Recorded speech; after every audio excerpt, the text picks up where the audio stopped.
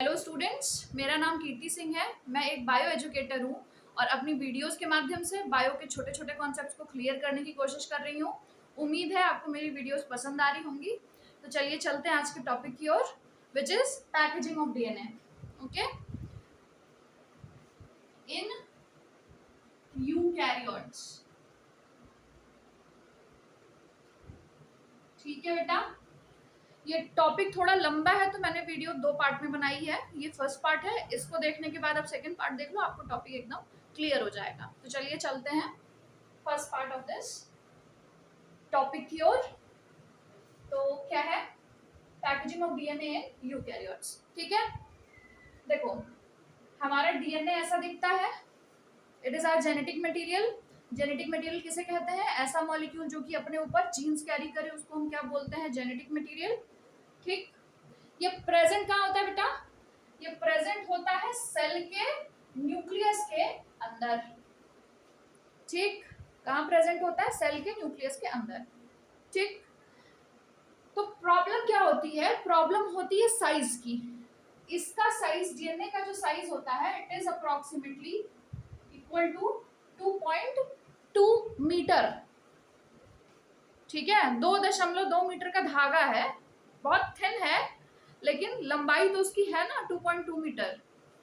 लेकिन ये प्रेजेंट कहाँ है? सेल के न्यूक्लियस के अंदर। सेल का साइज क्या? 20 माइक्रोमीटर टू 230 माइक्रोमीटर। ठीक, और सेल के अंदर न्यूक्लियस जो कि सेल से भी छोटा, उसका साइज क्या? 2 to 5 micrometre, which is very very small compare to this one. समझ में आ रहा है? 1 माइक्रोमीटर देखो 10 to the power -6 मीटर्स के बराबर है, विच इज वेरी स्मॉल, इनविजिबल। ठीक, बिना माइक्रोस्कोप के आप नहीं देख सकते हैं। लेकिन डीएनए का जो लेंथ है, it is quite large. 2.2 metre का डीएनए है और उसको डालना कहाँ पर है? 2 माइक्रोमीटर के न्यूक्लियस के अंदर। तो कैसे करेंगे? इतना लंबा धागा अगर किसी छोटी सी जगह में हटाना है तो क्या करेंगे? उस धागे को कंप्रेस करेंगे। धागे को क्या करेंगे? कंप्रेस करेंगे या कंडेंस करेंगे। तो कंडेंसेशन कैसे होगा?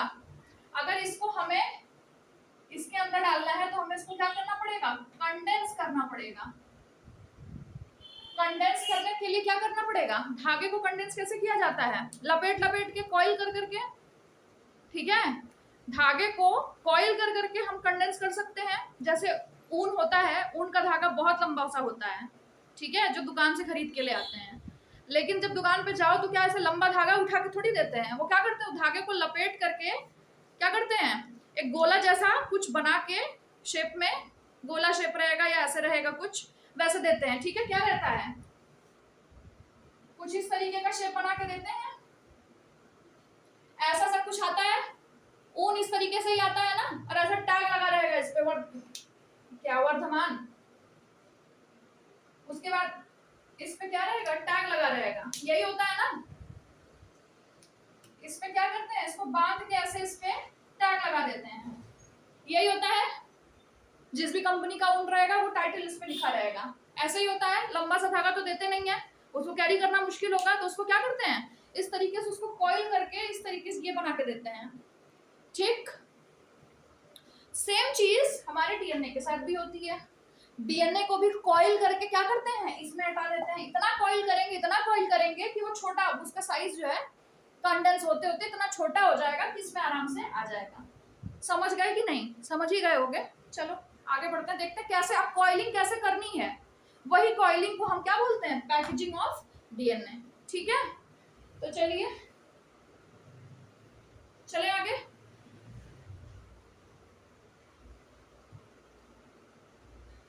तो देखिए बेटा, ये मिटा रहे हैं हम। तो कंडेंस करने के लिए जो कॉइलिंग होती है कहां से शुरू होती है?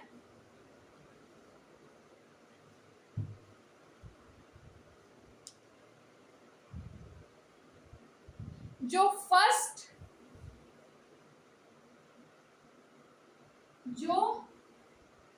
फर्स्ट लेवल होता है डीएनए पैकेजिंग का, उसको हम क्या बोलते हैं? जो पहला लेवल होता है डीएनए पैकेजिंग जब स्टार्ट होती है तो जो सबसे पहले जो चीज होती है वो क्या होता है, उसको क्या बोलते हैं, न्यूक्लियोसोम फॉर्मेशन। क्या बोलते हैं बेटू, न्यूक्लियोसोम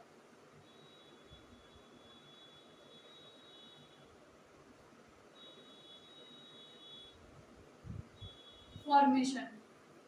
ठीक, मतलब डीएनए की जब कॉइलिंग पैकेजिंग व्हाटएवर जो भी बोलते हैं बोलो बोलो उसको, कॉइलिंग कहो पैकेजिंग कहो, जब डीएनए की पैकेजिंग स्टार्ट होती है तो जो सबसे पहली चीज होती है वो क्या होता है, न्यूक्लियोसोम नाम का एक स्ट्रक्चर बनता है।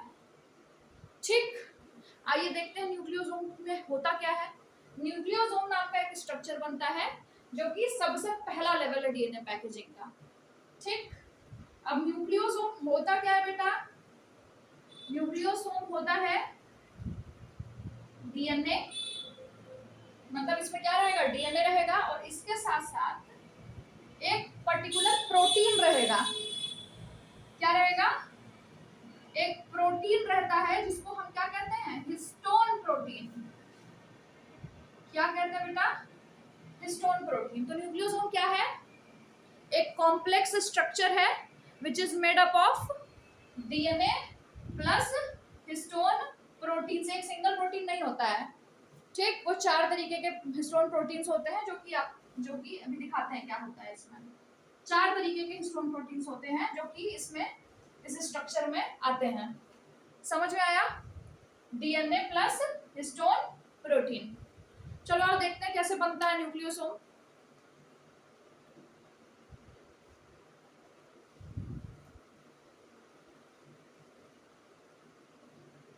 अब न्यूक्लियोसोम फॉर्मेशन से पहले बेटा मैंने क्या बोला, न्यूक्लियोसोम में क्या होता है, डीएनए होता है और हिस्टोन प्रोटीन्स होते हैं। एक प्रोटीन नहीं होता है, 4 तरीके हिस्टोनी प्रोटीन के 4 टाइप्स होते हैं। समझ में आया, डीएनए रहेगा और 4 प्रकार के हिस्टोन प्रोटीन्स रहेंगे। ठीक, अब देखो क्या होता है, तो न्यूक्लियोसोम से पहले हमको हिस्टोन प्रोटीन जानना होगा कि हिस्टोन प्रोटीन क्या है। हिस्टोन प्रोटीन, ठीक है बेटू, ये एक बेसिक प्रोटीन होता है। मतलब ये जो कैटेगरी है पूरा ग्रुप है ये क्या है, बेसिक प्रोटीन्स होते हैं सारे। क्या होते हैं, बेसिक प्रोटीन्स होते हैं। बेसिक प्रोटीन किसको कहते हैं, ऐसा प्रोटीन जो कि बेसिक अमाइनो एसिड से बना हो। मतलब ऐसा प्रोटीन जिसमें बेसिक, अच्छा प्रोटीन जिसको नहीं पता प्रोटीन के बारे में बेटा, प्रोटीन क्या होता है, एक पॉलीमर होता है। ठीक है, पॉलीमर जानते होगे ना, 8th क्लास में पढ़े हो पॉलीमर। ठीक, अगर पॉलीमर है तो उसका मोनोमर भी होगा। पॉलीमर 8th 7th क्लास में का कॉन्सेप्ट है polymer, protein is a polymer. ठीक, अगर वो पॉलीमर है तो उसका मोनोमर होगा, उस मोनोमर को हम बोलते हैं अमाइनो एसिड।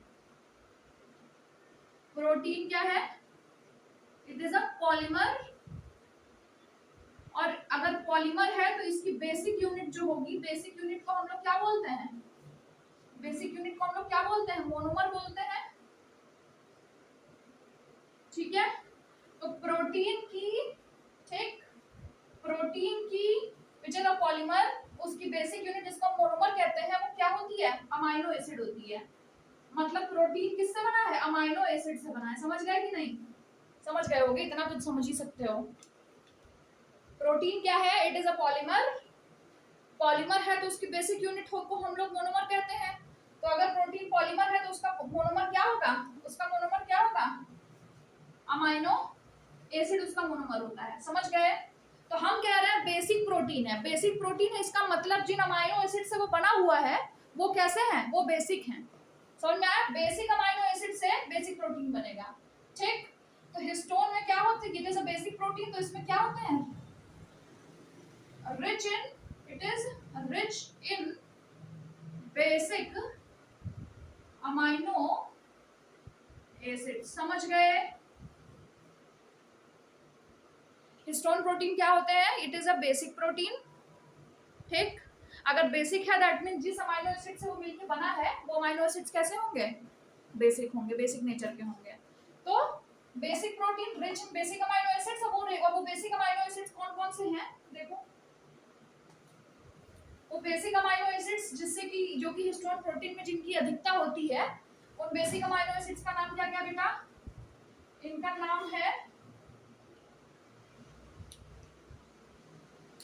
नाम होता है arginine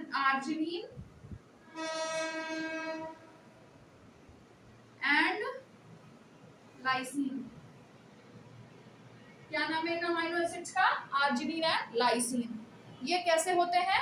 these are basic amino acids. ये किसमें प्रेजेंट होते हैं? हिस्टोन प्रोटीन में प्रेजेंट होते हैं। क्लियर? अब आओ देखें आगे। क्लियर हो गया ना? अब देखो,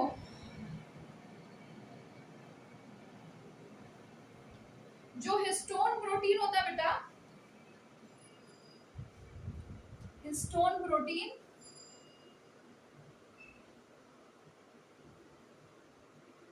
ये क्या होते हैं? They are of 5 types. 5 type के होते हैं। 5 टाइप कौन कौन से हैं? देखो, एक होता है H1 हिस्टोन। क्या होता है? H1 histone protein. ठीक। दूसरा क्या है? दूसरा is H2A histone protein. Third one is H2B histone protein. समझ में आ गया?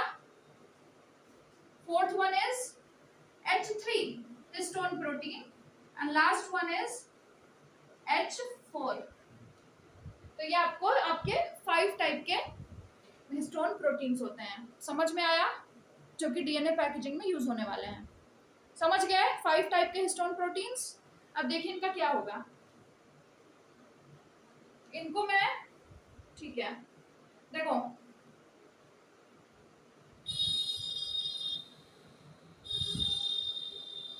इन सारों को मैं ऐसे बॉल, ऐसे स्फीयर से रिप्रेजेंट करूंगी और इस वाले को ये रेड कलर का स्फीयर,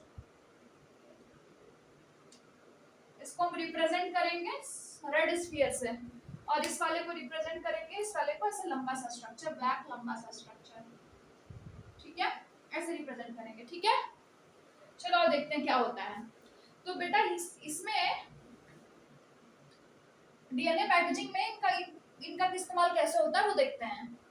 इसमें से ये वाला, ये वाला, ये वाला और ये वाला, मतलब H2A, H2B, H3 and H4। ठीक, कौन कौन सा?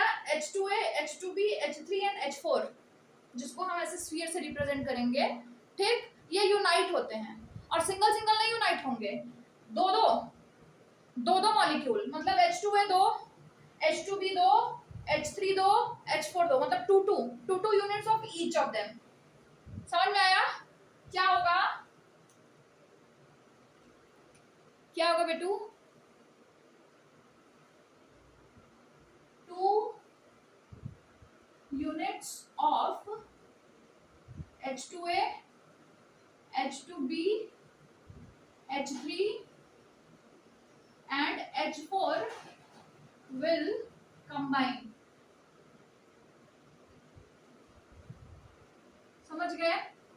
H2A, H2B, H3, H4 की दो यूनिट्स आके क्या करेंगी? कंबाइन होंगी। देखो कैसे कंबाइन होंगी। ये मिटा दे, ये वाला मिटा दे। इसको हम कैसे रिप्रेजेंट करेंगे? H1 को ऐसे कुछ स्पिंडल शेप का स्ट्रक्चर हम इसको दे रहे हैं यहाँ पे, और इसको हम स्फीयर से रिप्रेजेंट कर रहे हैं। देखो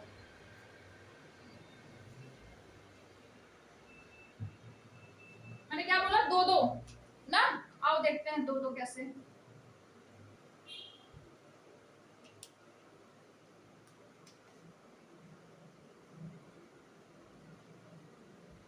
वन, टू, थ्री, फोर। ठीक है, 1 2 3 4। उसके बाद ये ऐसे 4 आगे और 4 पीछे के साइड में। तो एक ये पीछे के साइड में देखो, ये एक, ये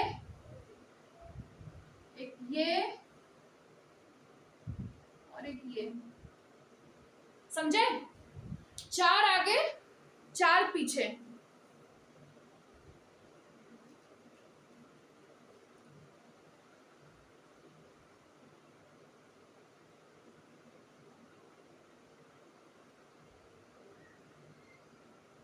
ये 4 आगे वाले हो गए, H2A, H2B, H3 and H4।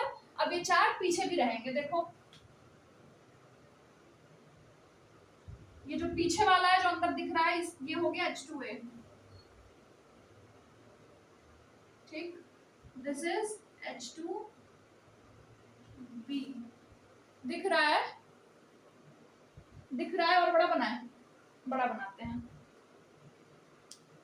नहीं दिखेगा, ऐसे नहीं क्लियर होगा।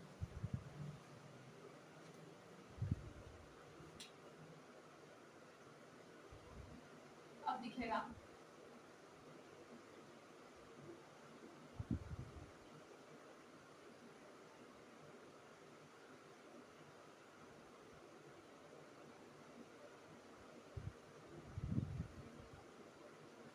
ठीक, 4 आगे 4 पीछे, ये 4 आगे वाले, ये 4 पीछे वाले, ठीक। नाम लिख दे रहे हैं तो समझ में आएगा अच्छे से। This is H2A, this is H2B, H3 and H4, ठीक।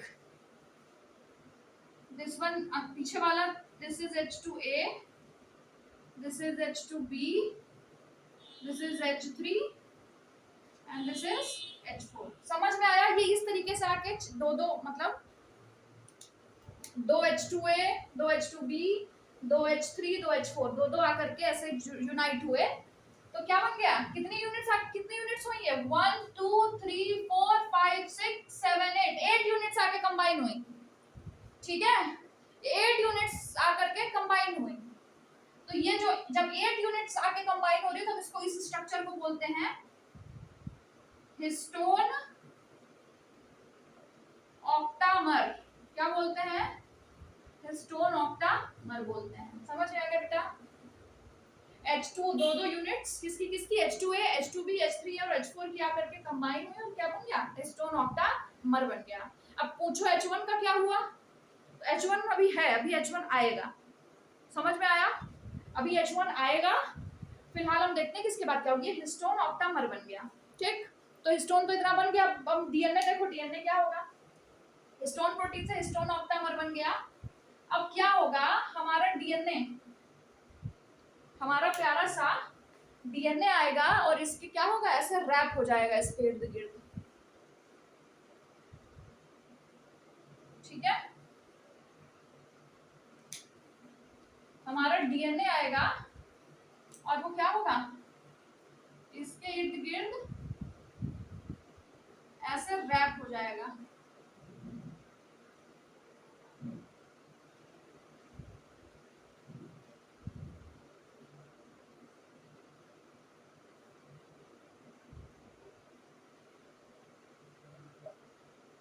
एक राउंड, ये एक राउंड मारा, एक और राउंड मारेगा।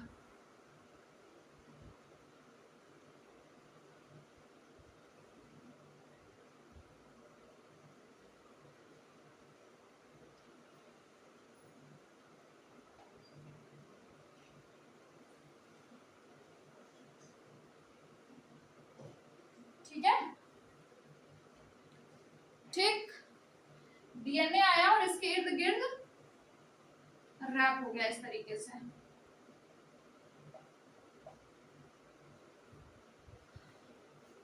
दिख रहा बेटा? विजिबल है कि नहीं? इसके इर्द गिर्द क्या हो गया?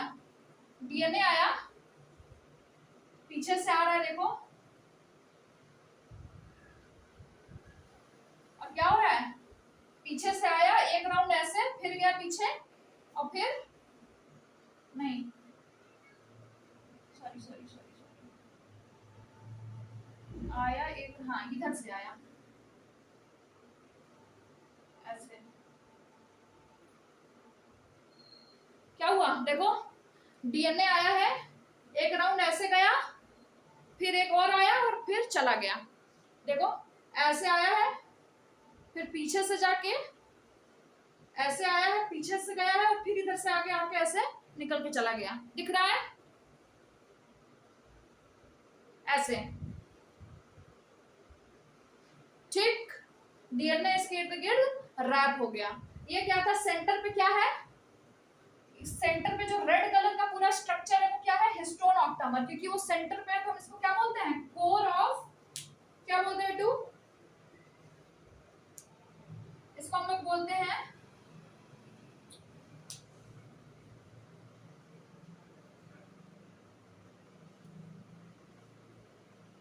इसको हम लोग सेंटर वाले पोर्शन को क्या बोलते हैं, कोर। ये जो रेड रेड मैंने बनाया है that is the core of histone octamer, और उसके इर्द गिर्द क्या रैप हुआ है, डीएनए रैप हुआ है। उसके इर्द गिर्द क्या रैप हुआ है, डीएनए रैप हुआ है। ये क्या है, दिस इज डीएनए। ये क्या हुआ है, रैप हुआ है किसके इर्द गिर्द, हिस्टोन ऑक्टामर के इर्द गिर्द। अब ये जो पूरा स्ट्रक्चर बना बेटा, ये जो पूरा स्ट्रक्चर बना जिसमें क्या है, कोर है हिस्टोन प्रोटीन का, और उसके ऊपर से क्या है, डीएनए रैप हुआ है। तो इस पूरे structure of this whole structure will be called nucleosome. ये होल स्ट्रक्चर अब क्या कहलाएगा, न्यूक्लियोसोम कहलाएगा। इसको हम लोग क्या बोलेंगे, न्यूक्लियोसोम। इसमें क्या है, हिस्टोन प्रोटीन का कोर है, उसके ऊपर से क्या हुआ है, डीएनए जो है रैप होके चला गया है। समझ में आया, हिस्टोन प्रोटीन का कोर है सेंटर पे, देखो रेड रेड वाला, और उसके ऊपर से क्या हुआ है, डीएनए क्या किया है, ऐसे रैप होके चला गया है। ठीक, ऐसे स्ट्रक्चर को क्या बोलते हैं, न्यूक्लियोसोम बोलते हैं। ठीक, समझ में आ गया। अब इसको हम थोड़ा शॉर्ट शॉर्ट करके बनाते हैं, छोटा करके, अब तो समझ जाओगे।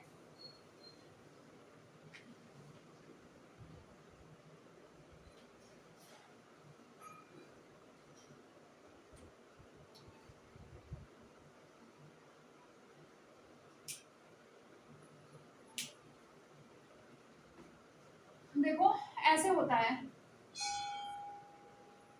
वो एक न्यूक्लियोसोम था, ऐसे बहुत सारे आपको न्यूक्लियोसोम दिखाई देंगे।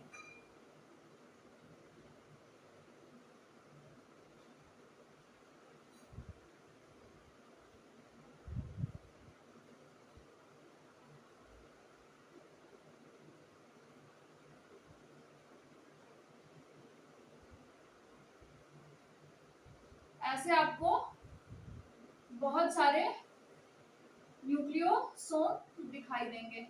ठीक है, ये क्या है, ये मैंने क्या बनाया, हिस्टोन का कोर बनाया, और इसके इर्द गिर्द क्या करेंगे, डीएनए रैप कर देंगे।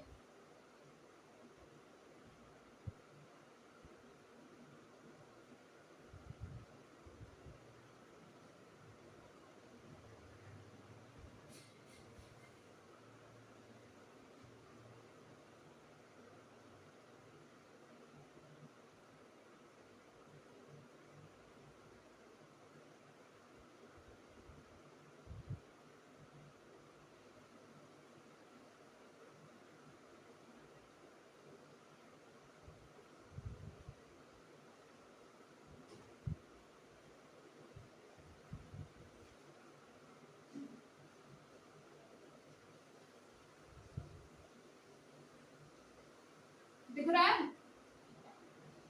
हमने क्या किया,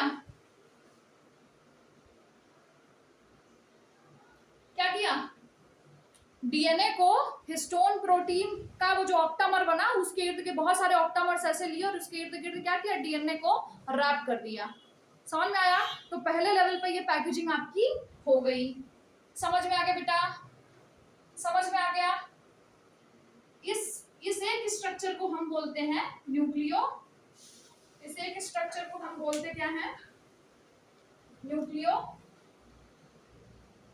न्यूक्लियोसोम। समझ गए, ये क्या होती है, basic structural unit of chromatin fibre. अब क्रोमैटिन फाइबर क्या है बेटा, आपको अगली वीडियो में पता चलेगा। ठीक है, हमें अल्टीमेटली वही बनाना है पैक करके। समझ में आया, रिपीटिंग यूनिट क्यों बोला, देखो बहुत सारे न्यूक्लियोसोम्स है ना, ऐसे डीएनए सब पे पूरा डीएनए ऐसे करके लिपटा हुआ है। समझ गए, दिस इज न्यूक्लियोसोम। समझ में आ गया? अब क्या होता है, ये तो बन गया स्ट्रक्चर। अब क्या होगा बेटा, अब इस स्ट्रक्चर को स्टेबलाइज करने के लिए यहां पे क्या आ जाएगा, H1 प्रोटीन आ जाएगा। क्या आ जाएगा, H1 प्रोटीन आ जाएगा, H1 हिस्टोन प्रोटीन। क्या बोलते हैं इसको, H1 हिस्टोन प्रोटीन आ जाएगा। बोले थे ना हिस्टोन H1 अभी आएगा, देखो H1 आ गया, H1 हिस्टोन प्रोटीन। ठीक, H1 हिस्टोन प्रोटीन को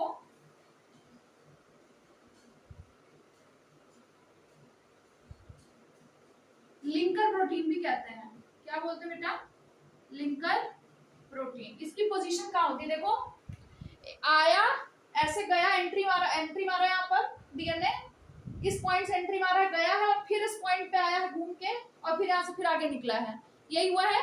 तो जिस पॉइंट से एंट्री कर रहा है, जिस पॉइंट से बाहर निकल रहा है, वहीं पर ही अटैच होता है। इसका पॉइंट यही है, सब जगह वहीं पर अटैच होगा। जिधर से डीएनए एंट्री मारा, जिधर से एग्जिट मारा, वो सेम पॉइंट पे एक ही उसी जगह पर ये H1 प्रोटीन जाएगा। समझ गए, समझ गए? इसको लिंकर प्रोटीन भी कहते हैं। ठीक, अच्छा, ये पार्ट डीएनए का, ये पार्ट जो कि किसी न्यूक्लियोसोम पे नहीं आ रहा है, ये वाला हिस्सा, ये वाला, ये जो खाली हिस्सा है जो कि न्यूक्लियोसोम का पार्ट नहीं है, इसको हम क्या बोलेंगे, इसको लिंकर डीएनए बोलेंगे। क्या बोलेंगे, लिंकर डीएनए। समझ में आया? लिंकर प्रोटीन कौन होता है, लिंकर हिस्टोन प्रोटीन H1 को बोलते हैं। समझ में आया? और डीएनए का वो वाला पार्ट जो कि न्यूक्लियोसोम का हिस्सा नहीं है, ठीक, उसको हम क्या बोलेंगे, linker DNA, part of DNA, section of DNA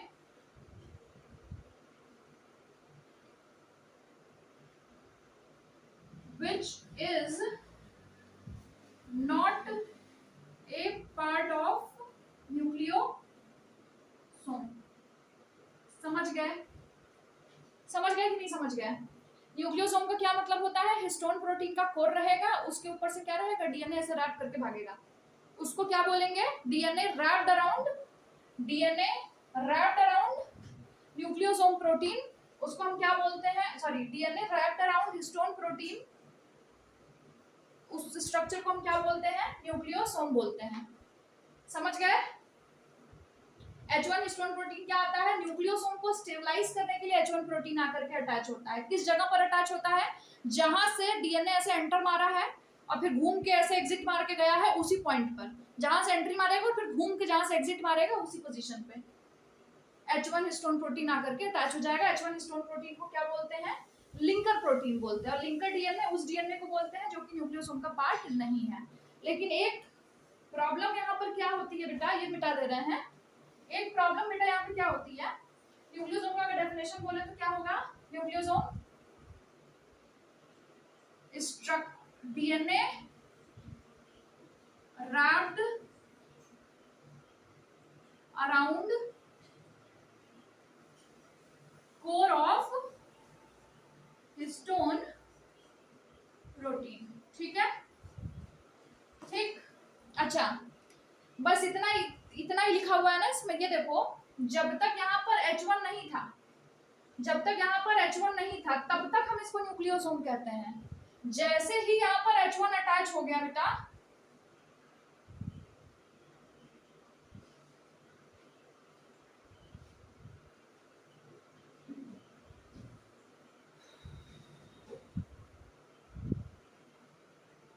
ठीक, जैसे यहाँ पर H1 अटैच हो गया, अब इस स्ट्रक्चर को हम बोलते हैं क्रोमैटोसोम। क्या बोलते हैं बेटू, क्रोमैटोसोम। क्रोमैटोसोम और न्यूक्लियोसोम में अंतर समझ में आ रहा है?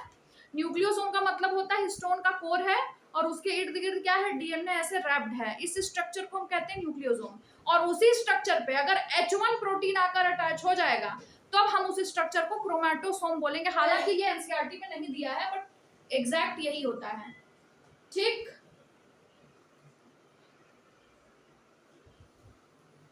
क्या क्रोमैटोसोम किसको बोलते हैं? Chromatosome is nucleosome plus H1 protein, H1 histone protein. और न्यूक्लियोसोम क्या होता है? DNA wrapped around histone octamer. समझ गए दोनों स्ट्रक्चर्स में अंतर? दोनों स्ट्रक्चर में अंतर समझ गए? हिस्टोन में क्या होगा, ये नहीं रहेगा, सॉरी न्यूक्लियोसोम में क्या रहेगा, ये नहीं रहेगा, H1 हिस्टोन नहीं लगा रहेगा, बस खाली यही स्ट्रक्चर रहेगा। इसको छुपा के जो स्ट्रक्चर है उसको कहते हैं न्यूक्लियोसोम। इसके साथ जो स्ट्रक्चर है उसको हम क्या बोलते हैं? क्रोमैटोसोम। ठीक है,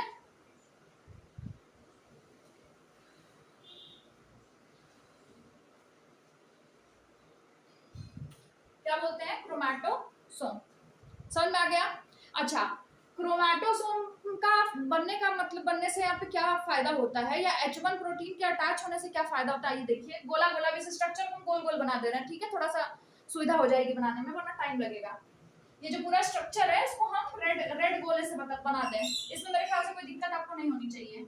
रेड गोले से बना देना, समझ जाओ कि हिस्टोन का ऑक्टामर है। आपकी एनसीईआरटी में गोला सा स्ट्रक्चर दिया हुआ है, ऐसे नहीं बनाया, लेकिन लिखा है इसके बारे में। ठीक है, ठीक। और डीएनए को हम इसके इर्द गिर्द ऐसे रैप कर दे रहे हैं। ठीक है बेटा, ठीक। आपके एनसीईआरटी में ऐसा बना हुआ है। ठीक, इसमें ये सब क्या, ये सारे क्या थे? इसमें ये सारे थे न्यूक्लियोसोम्स। ये सारे क्या थे? न्यूक्लियोसोम्स थे। अब जैसे ही नीचे बना रहे हैं, देखो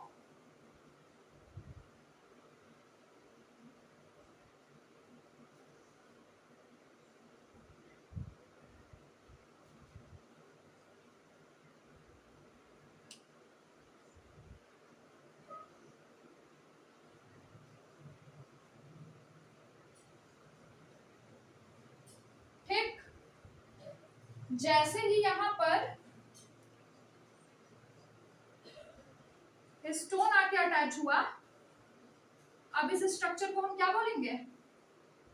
अभी तक इस स्ट्रक्चर को हम क्या बोल रहे थे? न्यूक्लियोसोम बोल रहे थे। अब हम इसको क्या बोलेंगे? क्रोमैटोसोम। ठीक, ये डिफरेंस आपको समझ में आ गया? इसको हम क्या बोलेंगे?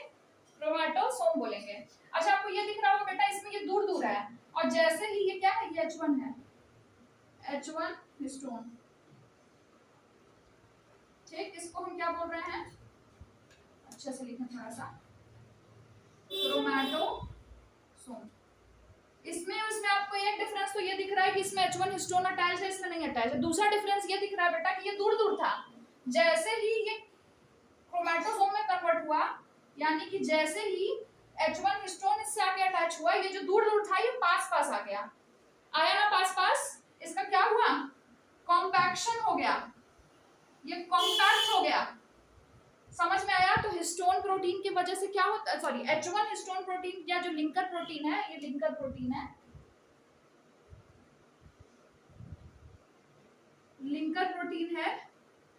इसके आने से क्या होता है, जो जो दूर दूर रहते हैं, जो ये न्यूक्लियोसोम्स दूर दूर थे, वो क्या हुए? पास पास आ गए। तो कॉम्पैक्शन हुआ, डीएनए कंडेंस हुआ ना। एक तो रैपिंग की वजह से कंडेंस हुआ, दूसरा पास पास आ गया। ठीक, ये अंतर आपको समझ में आ गया? बस अब बस 2 मिनट की बात और है। एक वर्ड आता है बेस पेयर। क्या वर्ड आता है? Base pair. जो बच्चे फर्स्ट टाइम देख रहे हैं उनको नहीं पता होगा कि बेस पेयर किसको कहते हैं। बेस पेयर बेटा डीएनए में होता है। जब डीएनए का हम केमिकल नेचर पढ़ेंगे, उसका स्ट्रक्चर पढ़ेंगे, तो आपको बेस पेयर प्रॉपर्ली एक्सप्लेन करेंगे। हालांकि जो बच्चे जानते हैं उनके लिए बता रहे हैं, एनसीईआरटी में है बेस पेयर बेटा। एनसीईआरटी में दिया हुआ है कि जो न्यूक्लियोसोम होता है, न्यूक्लियोसोम में जितना हिस्सा डीएनए का रहता है, ठीक, न्यूक्लियोसोम में 200 बेस पेयर्स होते हैं। मतलब ये जो डीएनए इसके इर्द गिर्द रैप्ड है, ये किसमें होता है? डीएनए में होता है। जो डीएनए न्यूक्लियोसोम के इर्द गिर्द रैप्ड है, उस डीएनए में 200 बेस पेयर्स होते हैं। समझ में आया? 200 बेस पेयर्स होते हैं उसमें। ठीक, कितने बेस पेयर्स? 200 base pairs. ठीक, तो ये हो गया। एक बात और जानिए आप कि ये जो डीएनए है बेटा, ये हिस्टोन प्रोटीन से क्यों अटैच हुआ? एक रीजन जान लो। रैपिंग के टाइम पे हिस्टोन प्रोटीन क्यों लिया गया? मैंने स्टार्टिंग में बोला था कि हिस्टोन प्रोटीन कैसा प्रोटीन होता है? Histone protein is a basic protein. Basic protein होता है जो कि रिच होता है इसमें बेसिक अमाइनो एसिड्स में। ये मैंने स्टार्टिंग में बताया। ठीक, अब ये बात आप जान लीजिए। मेरे ख्याल से ये हो गया होगा। स्क्रीनशॉट आप ले सकते हैं। मिटा दूं? देखो,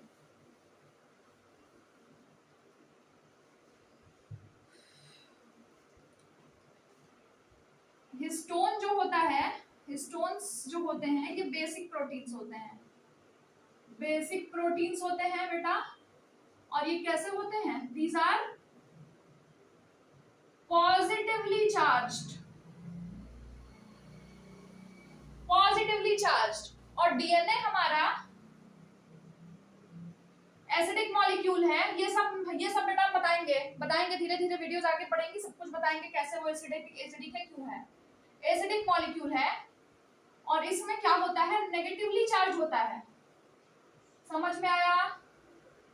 this is positively charge, this is negatively charge. जब पॉजिटिवली चार्ज के ऊपर आप नेगेटिवली चार्ज रिबन को बांधोगे तो पॉजिटिव और नेगेटिव के बीच में क्या होगा? इन दोनों के बीच में क्या होगा? Electrostatic force of attraction work करेगा। क्या वर्क करेगा? Electrostatic force of attraction work करेगा। समझ में आया? पॉजिटिवली चार्ज मॉलिक्यूल के ऊपर आप नेगेटिवली चार्ज रिबन बांध रहे हो, दोनों के बीच में क्या होगा? Electrostatic force of attraction work करने लगेगा और ये क्या होगा? मतलब बढ़िया से इसके साथ में चिपक जाएगा। ठीक है, ये स्ट्रक्चर क्या होगा? इसकी वजह से क्या होता है? ये वाला स्ट्रक्चर जो होता है वो क्या होता है? स्टेबल हो जाता है। क्या होता है? स्टेबल स्ट्रक्चर बन जाता है। समझ गए?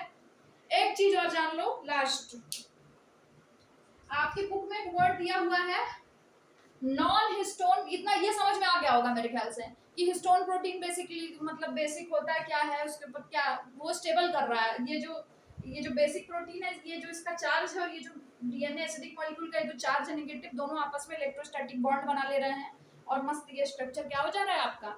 ये स्ट्रक्चर स्टेबल हो जा रहा है। समझ गए? लास्ट बात,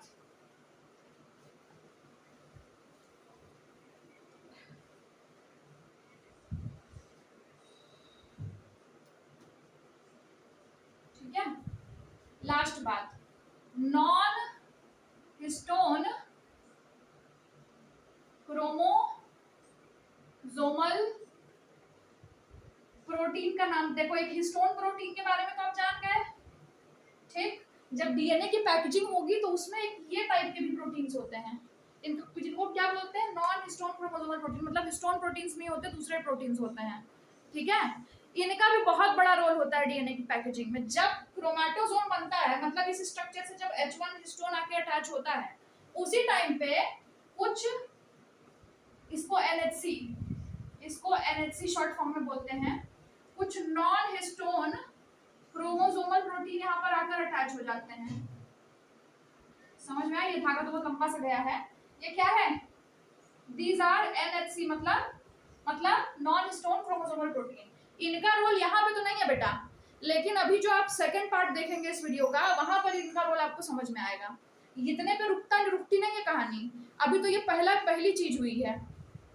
इसके बाद अभी ये कॉइल होना स्टार्ट होगा, बहुत बार कॉइल होगा, कॉइल पे कॉइल, कॉइल पे कॉइल। एक बार कॉइल बना सोलेनॉइड जैसा, फिर ऊपर से कॉइल, फिर वो स्ट्रक्चर मुड़ के कॉइल। समझ में आया? वो कॉइलिंग होती जाएगी, तब तक होती रह जाएगी जब तक वो स्ट्रक्चर एकदम छोटा सा ना हो जाए, इतना छोटा कि न्यूक्लियस के अंदर फिट हो सके। तब तक कॉइलिंग पे कॉइलिंग होती रहेगी। तो वो जो कॉइलिंग के ऊपर से कॉइलिंग उसको सुपर कॉइलिंग बोलते हैं। उस सुपर कॉइलिंग में इसका रोल है। ठीक है। सुपर कॉइलिंग या हायर लेवल ऑफ कॉइलिंग जो होती है इस स्ट्रक्चर की, वहां पे उस स्ट्रक्चर को स्टेबलाइज करने में इसका बहुत बढ़िया रोल है। समझ में आया? और भी बहुत सारे रोल्स होते हैं इस प्रोटीन के, ये बहुत जरूरी होता है। ठीक, क्रोमोसोम अभी बनेगा, उसमें भी इसका बहुत बड़ा रोल होगा, वो आप सेकंड पार्ट में देखेंगे। तो चलिए वीडियो को यहीं पे विराम देते हैं। आई होप कि कॉन्सेप्ट क्लियर हो गया, और कोई प्रॉब्लम हो तो कमेंट सेक्शन में बताइए, फीडबैक दीजिए। ठीक है बेटा, और अगर वीडियो अच्छी लगी हो तो लाइक कीजिए, शेयर कीजिए और सब्सक्राइब कीजिए। Thank you so much.